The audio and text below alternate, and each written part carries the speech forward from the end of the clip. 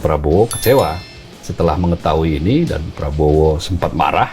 Gibran, si manusia celaka, dan adiknya Kaisang dalam akun Fufufafa. Tolong periksa yang bersangkutan dengan namanya Brand City Scanner. Saya tantang kamu dan Roy Suryo ketemu saya. Kita adu bukti.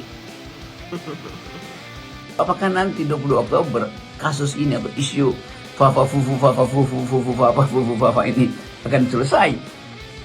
Kelihatannya tidak akan selesai. Ya sudah confirm lah gitu, clarified lah bahwa memang si Fufu Fafa itu adalah yang punya email Cilipari kan.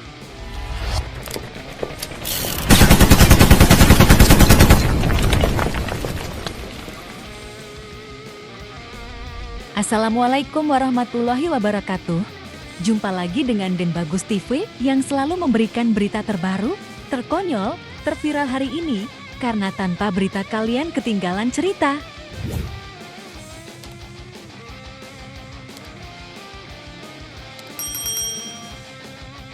Sampai hari ini, Fufufafa masih banyak diperbincangkan.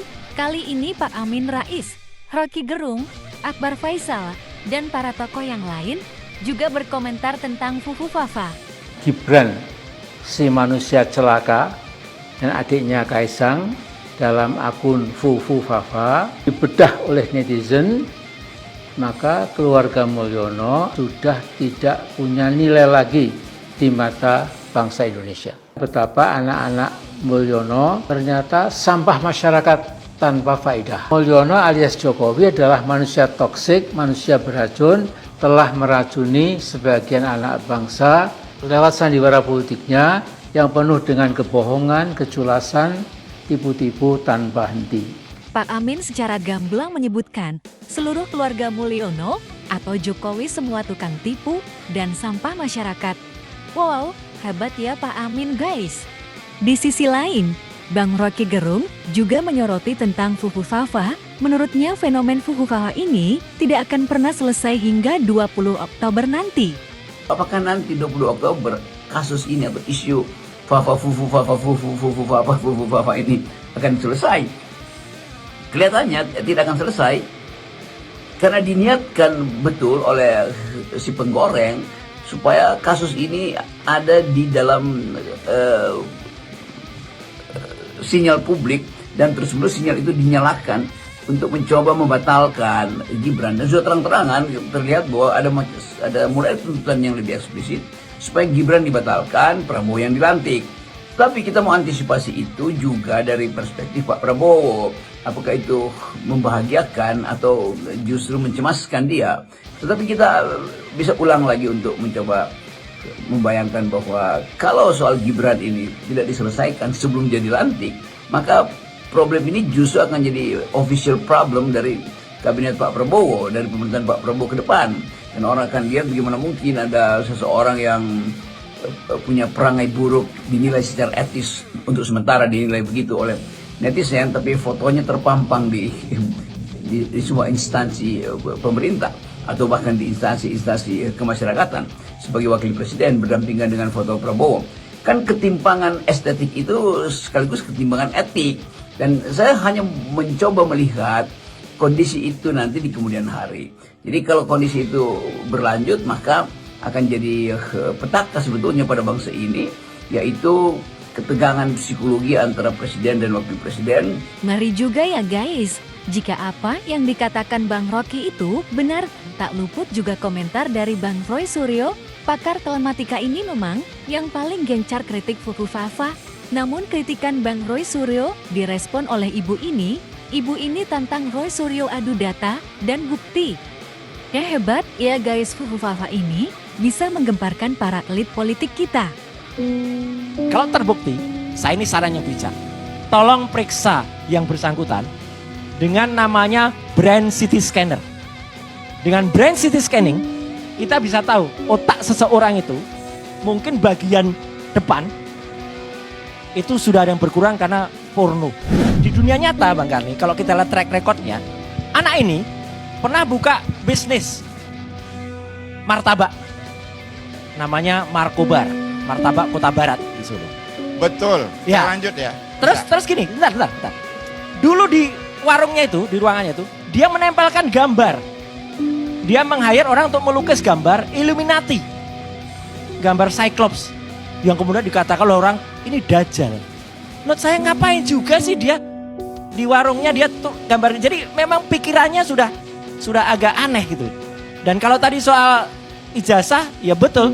Nggak apa-apa, nanti sekalian cek juga ijazahnya. Jangan-jangan dia nggak memenuhi syarat karena nggak punya ijazah SMA. Saya tantang kamu dan Roy Suryo ketemu saya. Kita adu bukti. Berani nggak? Masing-masing bawa laptop. Ya, boleh bawa saksi. Bawa saksi. Berhadapan sama saya. Nggak usah ahli IT, sama saya aja. Beda halnya dengan ibu satu ini, dia meyakini betul kalau Fufu Fafa itu adalah Gibran. Menurutnya akun Fufu Fafa ini terkait dengan beberapa akun yang mengarah ke satu nama. Ya, walaupun dia tidak menyebut nama, namun arahnya adalah Gibran. Siapa semua biodatanya sampai ke alamatnya lengkap, sampai semuanya lengkap itu kan orang tersebut gitu. Yang punya email Cilipari itu siapa? Nah itu tuh baru. Jadi sebenarnya ya sudah confirm lah gitu, clarified lah bahwa memang si Fufu Fafa itu adalah yang punya email Cilipari kan sebetulnya sesederhana itu. Fufu Fafa, Cilipari, dan Raka Generally. Ya kan, dan sekarang tambah satu lagi nih akun baru yang berhasil diulik sama netizen nih. Yang tadi di apa namanya di From Spring itu, yang di From Spring itu namanya itu.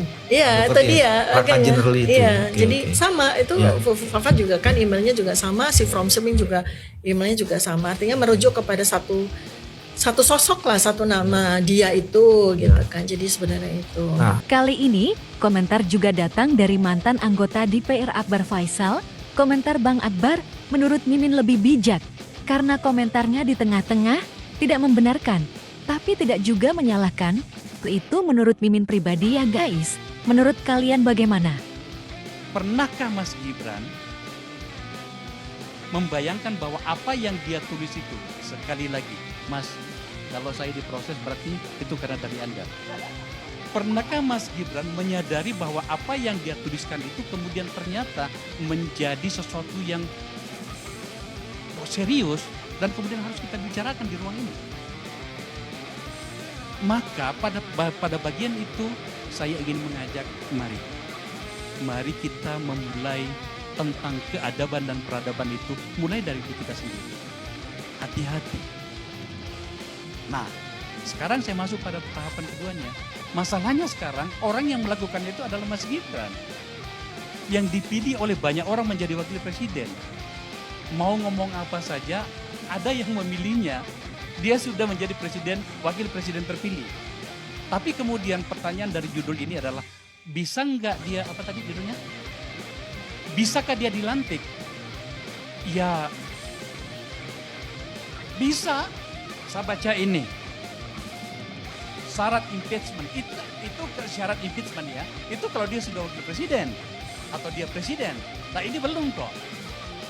Supaya sedikit agak terukur ya bahasanya.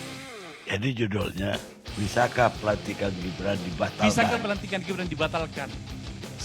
Susah, saya tidak menemukan sebuah argumen untuk mengatakan bisa tidak dilantik ya, atau bisa dibatalkan. Ini saya sebutkan nih menurut undang-undang nih, supaya tidak salah nih. Ini banyak ahli-ahli di sini, terutama Ferry nantinya ntar ngejar saya.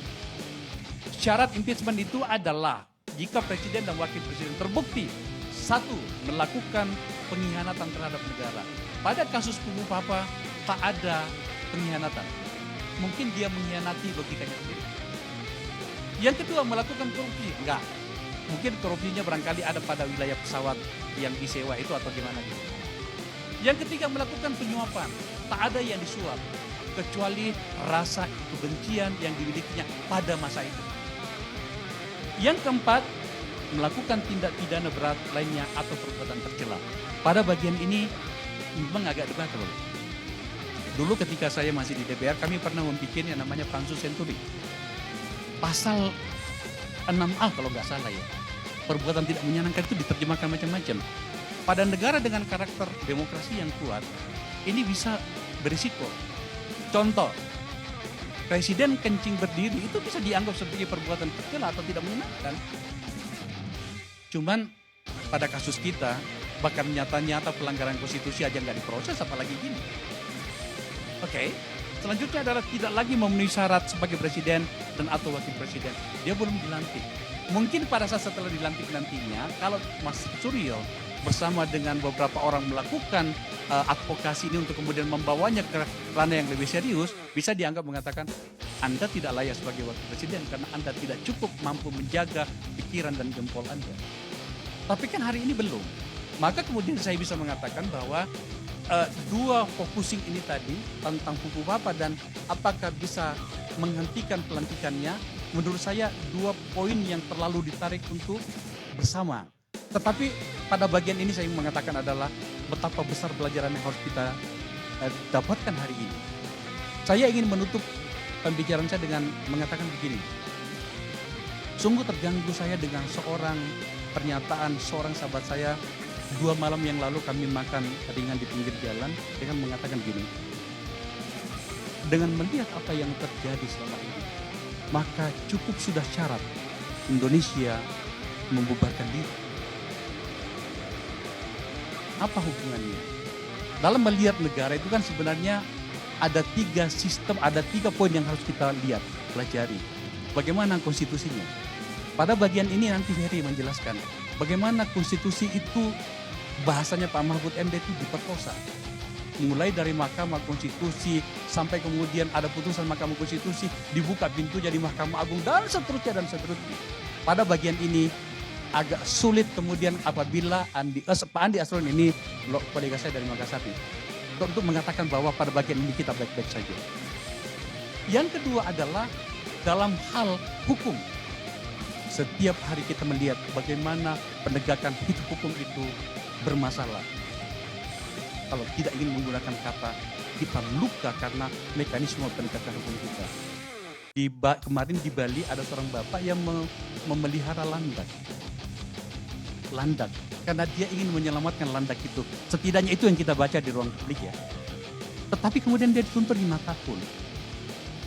Pada saat yang bersamaan, seorang yang korupsi timah ratusan miliar hanya divonis 3 tahun. Coba kita tanya pada diri kita masing-masing. Penegakan hukum ini benar tidak? Nah, poin yang ketiga di dalam melihat sebuah negara itu, nah ini kan kita bicarakan secara etik. Kita telah memenuhi enggak seluruh syarat-syarat etika yang ada, baik sebagai penyelenggara negara atau bahkan sebagai masyarakat.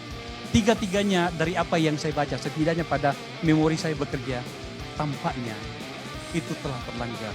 Maka kemudian sahabat saya mengatakan bahwa telah memenuhi syarat kita sebagai Indonesia memenuhi syarat untuk bubar. Sungguh-sungguh ini dalam pikiran saya.